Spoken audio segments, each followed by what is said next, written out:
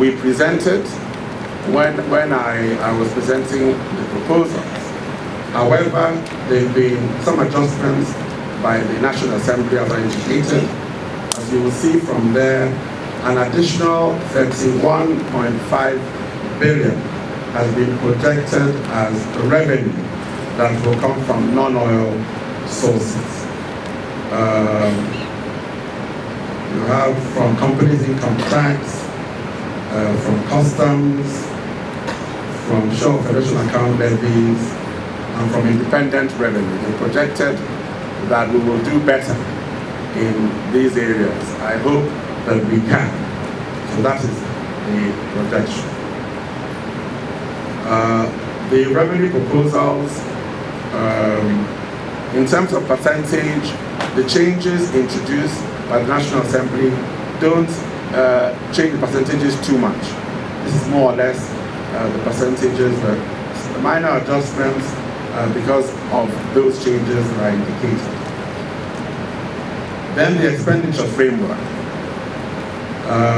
As I indicated, the National Assembly has increased the budget expenditure by 90.3 billion naira, out of which 17.38 billion naira is increases in recurrent non-debt spending.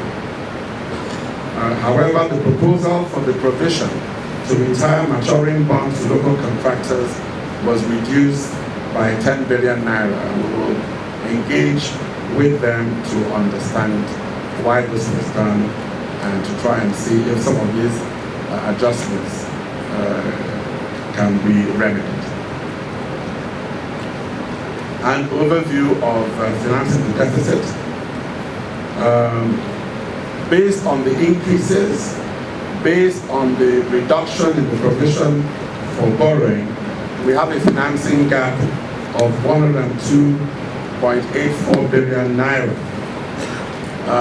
That means that we will not, based on the funding provided, we will have 100 billion naira shortfall. So we will also engage with the National Assembly to discuss this and how it can be addressed, because our intention is to work together with the National Assembly to ensure that the President can meet his commitments and promises to the Nigerian people. Recurrent expenditure. Again, the breakdown is more or less in accordance with what we submitted, is the details where the National Assembly, as I said, made a number of changes. Then the minimum wage, the National Assembly, we made a provision in the proposal for the new Minimum Wage Act. This has been retained and supported by the National Assembly, and it is good news for Nigerian workers. The Presidential Technical Advisory Committee was set up by Mr. President to advise on ways to ensure that the new minimum wage and attendant wage adjustments for those already over the minimum wage can be funded without increasing the level of borrowing,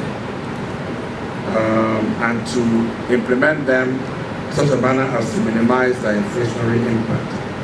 A committee headed by the Vice President is currently reviewing the committee's recommendations for implementation, and they'll be moving very quickly to make sure that we start implementation, or we get ready for implementation, because the Joint Negotiating Committee has also been constituted for the consequential adjustments.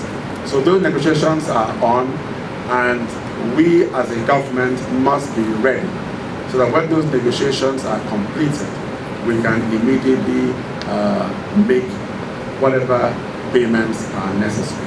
So we are gearing up, ready to ensure that we can do that.